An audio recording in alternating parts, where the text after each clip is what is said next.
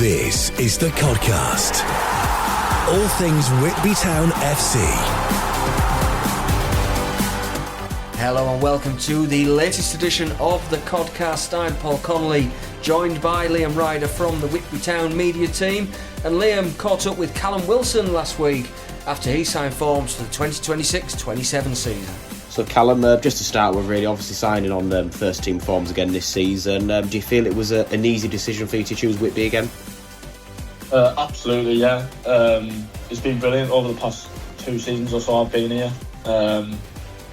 Obviously, I can't thank them enough for everything they've done for me and stuff like that, but it's been a great opportunity to be able to be included in match days and stuff like that.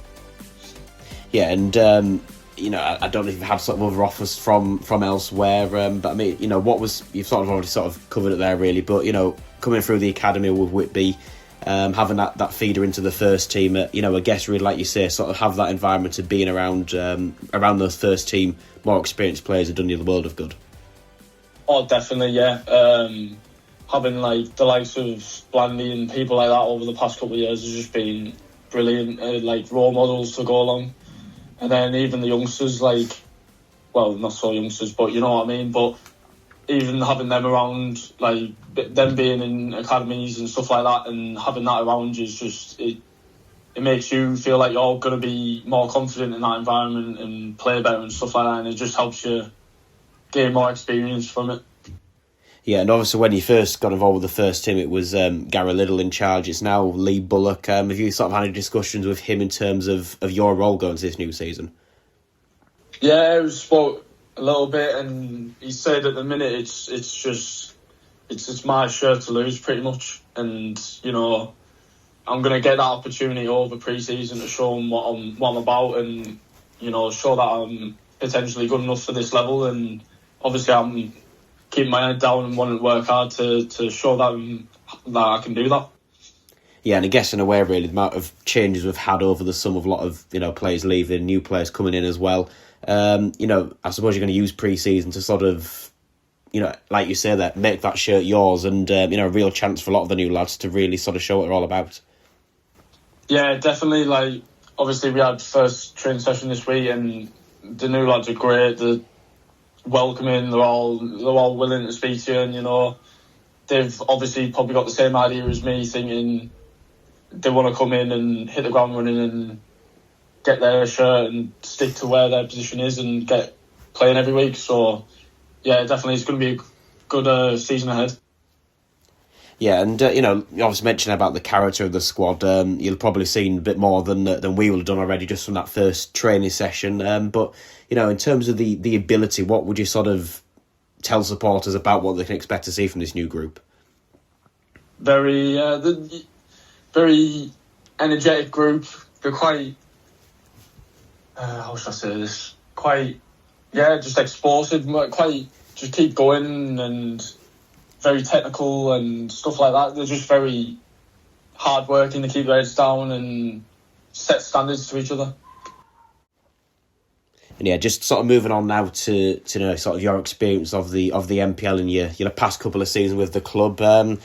Plenty of big away games, big games at home we've had over the last couple of years, and quite a few new teams as well. So I guess there's a few of those that you're looking forward to, and I know that Jack Kilpatrick mentioned it about sort of the experience of playing in the against the likes of FC United. You've got them and Bury as well next season, so it's a real exciting games to look forward to. Yeah, definitely. It's those types of games that you look out for in the fixture list, and getting to be involved in games as that at an age we are, it's something great to be a part of. So obviously, yeah, looking excited towards something like that over the season. Yeah, and I suppose one sort of problem you'd have noticed is that obviously been 2 tough seasons, but particularly the home form as well. I guess that's something that as a squad, and the management team, that you're all trying to sort of address, because ultimately, you look at the conditions when it is blowing a gale, cold in winter, you'd like to think that could really work to Whitby's advantage more than anything. Yeah, definitely. The fans obviously they want to see us win at home and stuff like that, but we just got to keep working hard when we get the chances, and got to take them chances and get them 3 points when we're at home.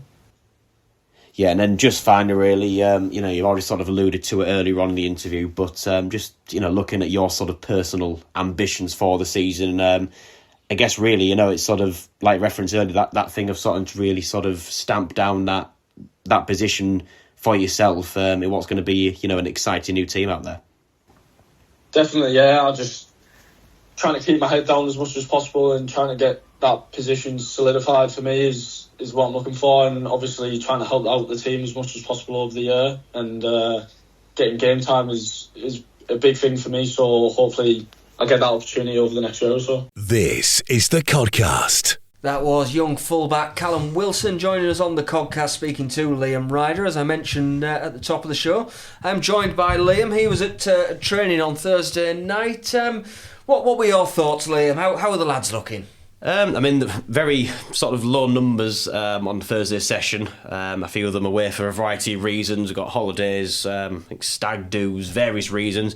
Part and parcel of pre-season, though. But in a way, I think sort of beneficial to work with maybe a smaller group to start with. Sort of get them and get to know their games and what they can bring to the team. So, yeah, I think it's been a really positive start. I know it's been very much thrown at the deep end in terms of the heat they've had. Given to them this week. I know the Tuesday session that we sent Adrian Cole to for photographs was particularly a stiflingly hot one. But Thursday night, a bit cooler. But plenty of energy from the players. They've certainly put through the paces. I know Lee Bullock was quite key with a lot of the fitness exercises, but also making sure they get that football element in nice and early too.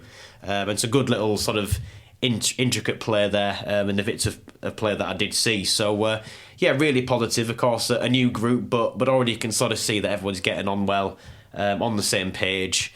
I think really a promising start to pre-season training, and hopefully we'll have a few more of the lads available next week as well.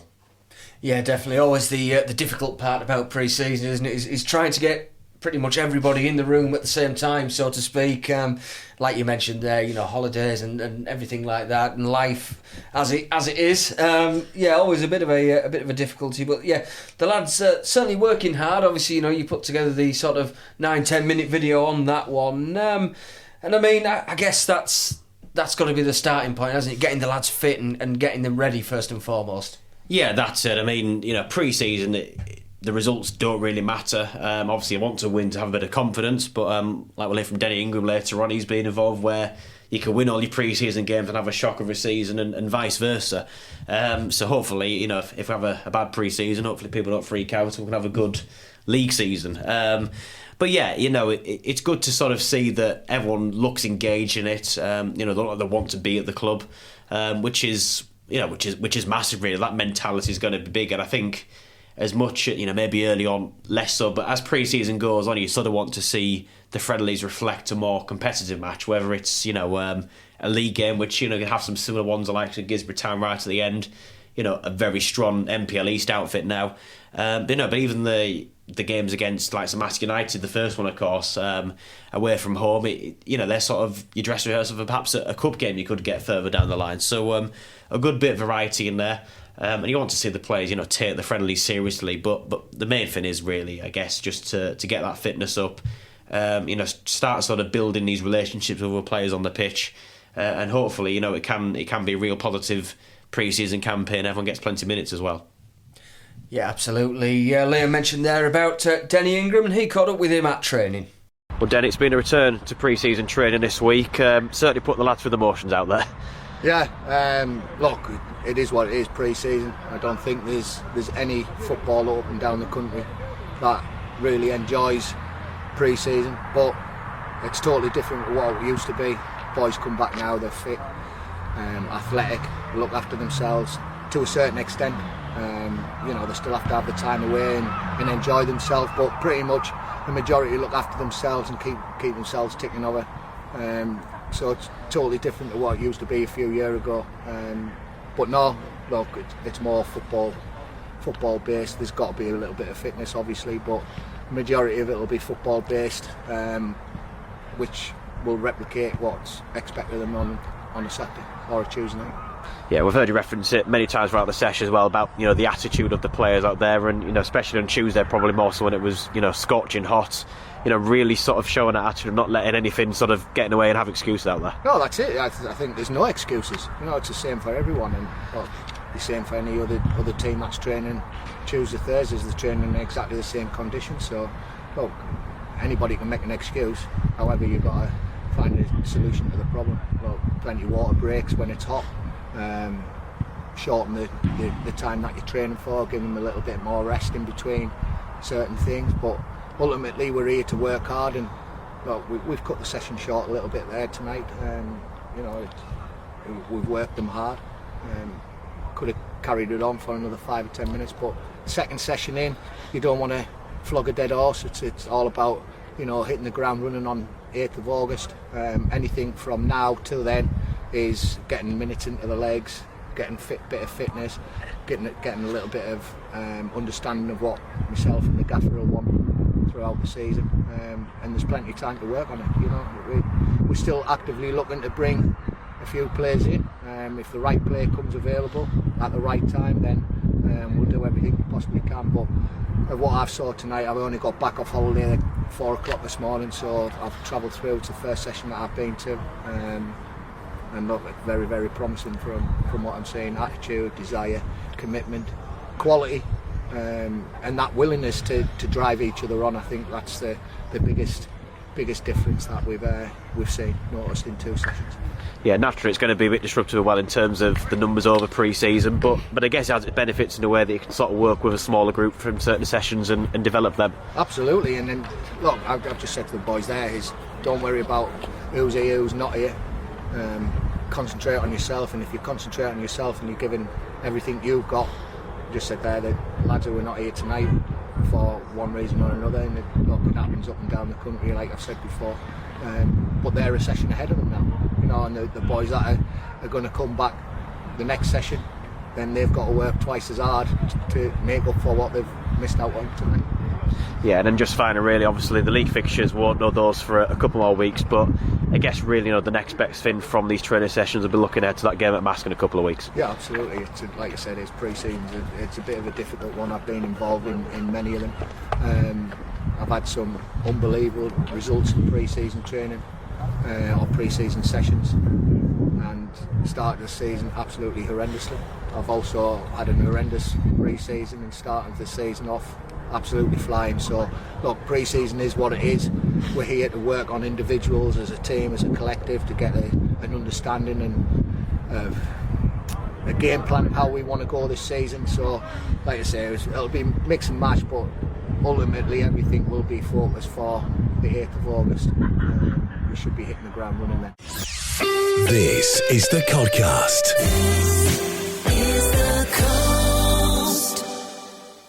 That was the Whitby Town assistant manager Denny Ingram chatting to Liam Ryder after training. And you mentioned before that interview, obviously we're a little over a week away now from the Mask United game as we speak, and it's certainly snuck up on us quite quickly, hasn't it? Yeah, it doesn't seem 2 minutes into we're both at the top of the stand panicking like mad at that Cleethorpes Town match, knowing that we just needed to not concede a goal. But yeah, I think, as is the case every summer, you sort of say, looking forward to being back in action, which is the case again this year. A very much a new group. It'd be interesting to sort of see them on a 11-a-side pitch, playing together. I mean, the first 11 we see at Mask won't be necessarily what we're going to see at the first league game, of course, but I think it's nice to sort of be back in there, and our pre-season too, isn't it? We're maybe a bit rusty on the radio and various bits like that, but just nice to be back involved in it.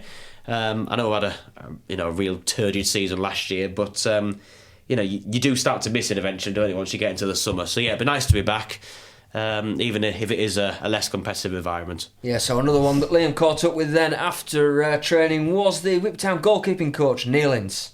Lindsay, first of all, back in pre-season training this week. Really doesn't feel like yesterday since we're finishing the season. Literally doesn't feel as though we've had any break. Obviously between me, Bully and Denny, we've just been constantly talking to each other, talking about the players. There has been no switch off this summer whatsoever. But yeah, it's just great to be back under the grass rather than actually just talking to each other about players. Yeah, and for your department in the goalkeepers section, a bit of change this year. Also had Shane Bland depart the club. Jack Norton come back in, who I don't believe you worked with previously. So how are we finding out with a new face there? To be fair, he's been absolutely top rank. We had a meeting about 2 or 3 weeks ago, discussed what he was wanting from me, what I was sort of expecting from him, and although he's a season pro, he's been there and he's done that, I'm here to work for him, not the other way around. So listen, he's been there, he's done that, and I'm just there just to help him and progress him through this season, and where it goes from there, we'll just have to wait and see. But he's been an absolute dream so far. Yeah, and like you said, that sort of professionalism, the fact he's technically retired once, come back into the game, and really got that bug, and obviously knows Whitby well as well. To be fair, his enthusiasm, you've got the enthusiasm of a 16-year-old. You're watching him at training there. So I worked with him on Tuesday. We just all worked as keepers together. Again, worked his socks off. He was non-stop. Didn't want to just, I'll just sit out of this one. He just wanted to go all the time, which I love that. I love the enthusiasm. Nick was here on Tuesday and he did the same thing. It's the first time I've seen him in a game environment, and again, he's definitely dropped into Shane's sort of let's organise, let's talk, let's lead, and that's what this team's going to need. We've got a lot of youngsters that in that team, and he's going to be that senior figure that without a shadow of doubt we're going to need him to be that one to drive standards and to lead by example. Yeah, and like you say, a lot of young lads out there, but I guess for you as well, proud to sort of much like Shane Bland to have sort of such an experienced head there that the younger players will probably look up to. Like I say, it's absolutely needed. From the back, you need that. You need a calm head, but his experience is going to be absolutely valuable. This season, it's a new group all getting together, and like I say, his knowledge and what he's done over the last 200 years, it'll be absolutely valuable without a doubt. Yeah, and I'm not sure how much sort of involvement you had, but in terms of the outfield players that come in, a lot of new faces in there. But have you sort of had a chance to have a chat with any of those and get to know them yet? Not massively, because on Tuesday, which is the first time we got together. I worked with Jack and Nick the whole of the session. And to be fair, the only time that I've actually seen these lads sort of work is this last 15 minutes while they're just doing this small game session. So it'll come, set hellos, and you can see that there's a few characters in there that you can see that again they're going to be. From squad to squad, you can tend to actually see that he's going to take his role that was there. You can see that he's that player that we had last season. You always find there's similar sort of characters from team to team, and squad to squad. And like I say, I can already see that there's some big characters that we lost last season. They're going to be filled quite easily with what we've got there. Yeah, and then just finally, the league fixtures will be a few weeks off still, but return to pre-season action next week at Mask United. I'm sure really, the training's one thing, but actually, even albeit in a friendly, actually having those matches back in, I'm sure you're looking forward to that. Without a doubt. I mean, listen, these lads, it's the first match they're going to play with each other, so it's all going to be a learning curve. Pre-season, it's not like the previous pre-seasons that I've actually been here, where the nucleus has already been there, and it's just slotting people in. This is brand new. This is learning everything from scratch, and the whole of pre-season is learning how Denny and Bully want to play, and what we can get out of these lads. This is the Codcast. That was Neil Ince chatting to Liam on the Codcast, and we'll change tack a little bit then and look around the football club and away from the football pitch, shall we say. And obviously, first of all, Liam, a couple of updates to the membership structure announced this week. Yeah, there are. So, as a lot of supporters probably will have seen, the clubhouse will be coming back in-house literally as of next week, the 1st of July. But then from the 3rd of July, that'll be sort of when these sort of new membership benefits come into force. And essentially, it all coincides with getting a new system in the bar, which is called an EPOS system. Well, people have probably heard of them elsewhere. But essentially, because the bar's back in-house, I don't think there's any sort of shy away from the facts here. So essentially, we'll be sort of subject to corporation tax, which is common. A lot of members clubs around here. You look at the football club, obviously we're doing it. The rugby club, rifle club, all have this very similar structure. But essentially, members, we don't have to pay that corporation tax on them. And then for the members as well, there's a bonus of getting a 10% discount off your drinks. And we're hoping that sort of moving forwards, that'll be rolled out a lot more to different sort of departments within the club, but initially just sort of get it going in the bar. Hopefully it works as intended, but just sort of to clarify what defines a club member. So as has always been the case, anybody that's in the weekly draw, there's a couple of differences though. So that only actually applies to the people that pay £60 for the year or £5 a month. Those that pay by cash via the likes of Pete Graham and Graham Manser, if they just pay £1 a week, they don't become a member by default. They can go and purchase a membership for £8, which is essentially the fee to cover the extra. So that's available from the bar itself, once that's up and running properly from the 1st of July. Anyone that's got a season ticket, whether you already got one now or are thinking of buying one, you'll also become a club member with that and get a membership card. And then the alternative way is if you don't want to be a season ticket holder or in the weekly draw, you can just purchase a membership on its own. Only from Turnbull's Bar directly though, not available anywhere else at this moment. That'll cost £10 for that one. So a variety of options out there, but essentially it's obviously there's good benefits there, and like we say, we're hoping to sort of really sort of put that out a bit further around the club moving forward. But initially, sort of the carrot, if you like, is the 10% discount in the bar, which if you're basically paying a £8 to £10 for your membership, you'll get that money back in no time. What you save on your drinks there. So that's certainly an exciting one, part of Paul Walker, the new club secretary's role, to sort of refine the membership. We've had a few meetings about it, and I think I'm hoping the supporters will agree this is sort of the best method we've come to, and hopefully it goes down well and works out as intended. Yeah, fingers crossed. And while we're on the subject of the bar, of course, chance for Whitby fans to gather next week and see what's going on at the football club at the AGM. Yes, indeed. That's on the 3rd of July. So that'll be the day when the membership scheme's got to properly back in working order. It comes into force. So yeah, if you come to the meeting, you get 10% off your drink if you've got a membership card. But yeah, that's obviously it's probably, I don't think the word exciting for the AGM as such. That's certainly not what you use for it, but it's probably the biggest AGM that the club have had for some time. Really, we've gone through a lot of change this summer. Some personnel sticking around, a few changes, a few new faces come in, but it's a chance as ever to hear from everybody. So obviously Ivor Homer, the chairman, will be there. Paul Walker, the club secretary, he's probably got one of the bigger sort of sections to go for. He'll be quite a focal point at the meeting, I imagine. A lot of his ideas that supporters will be able to hear, and a lot of the processes he's putting in place to sort of protect everybody at the club and really make it a good place to be for volunteers, supporters, visitors in general. Of course, you'll hear as well from Craig Moff, the finance manager, and a few of the other individuals at the club as well will be doing a few speeches, I'm led to believe. And of course, as well, it's a chance for people to vote for the vice chairman.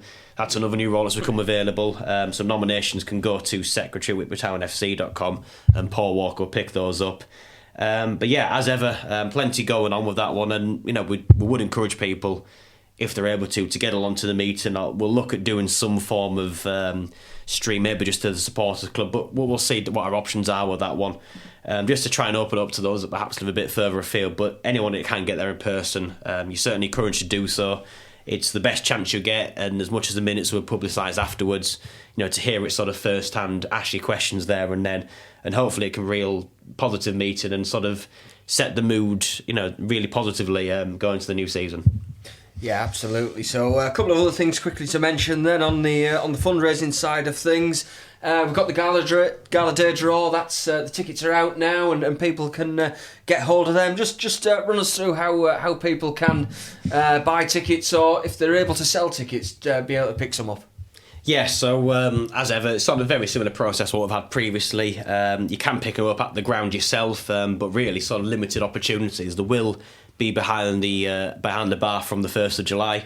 If you want to come and get them there in the evenings, we'll obviously be publicising the proposed opening hours for the venue once that's sort of up and running properly. But as well, if you live further afield or you can't get to a game anytime soon, because we've only really actually got the Pickering Town match before Gala Day itself at the moment, hoping to get another pre-season game, but and that's proving a bit problematic trying to find some opposition at home for that one. But yeah, that'll hopefully come to something. But yeah, obviously on the day itself you can buy them. But if not, if you live further afield or just can't get along at any point, just head to whitbytownfc.com and the club shop section on there, and you just scroll down and you find summer draw tickets on there, and you can buy a variety of auctions from £1 up to about £20 or something. I can't remember how much I put it on, which I probably regret if somebody does buy them, because it's a lot of writing for me to do. But all the well, it's plenty of money for the club as well. But some really good prizes that Owen Cox has managed to sort the organiser of this year's gala day. Off the top of my head, I think there's B&B at the Down Arms in Castleton, some Flamingo Land tickets, lots of different vouchers for local businesses, cash prizes as well, lots of drinks and things like that. So, plenty of prizes for everybody out there. But as well, people are able to... We've got a load of tickets at the ground, so if anyone's able to help selling tickets and get them in the community, or if you've got a shop or anything like that you can put them in to try and sell to your customers, just get in touch with us. You can email info@whitbytownfc.com, get in touch via social media, any ways, and we'll give you details of how to collect those. But plenty of ways to get involved with it. And as ever, it's always a big fundraiser, the summer draw on the gala day itself. But that's coming up on Sunday the 26th of July, so get that date in your diary if you haven't already. But yeah, lots going on at the club, lots of fundraising to ultimately make sure we're in a good place going into the new season and really kick-start this sort of new era of Whitby Town. Absolutely, and the writing a small sacrifice to make for raising money for the club, I'm sure, Liam. But just finally, then obviously you mentioned there Pickering Town being the first home friendly that supporters will be able to see. Lee Bullock and Denny Ingram's Whitby Town side in action. But before that, Liam, a Whitby Town 11 facing off against RAF Fylingdales in what's a pretty historic match, really. Yeah, it's a fixture that we've hosted quite a few times. It hasn't happened for a variety of reasons since about 2019, I believe. But a good fundraiser for the RF Benevolent Fund. We've struck a deal that Whitby Town can also make. But essentially, we're going to split the gate receipts. We're looking to run a 50-50. Try and get some hospitality and sponsorship in if possible. But essentially treat it like a normal match day and as best we can really make as much money for the RAF Benevolent Fund and the football club in this one. So just a bit of fun really.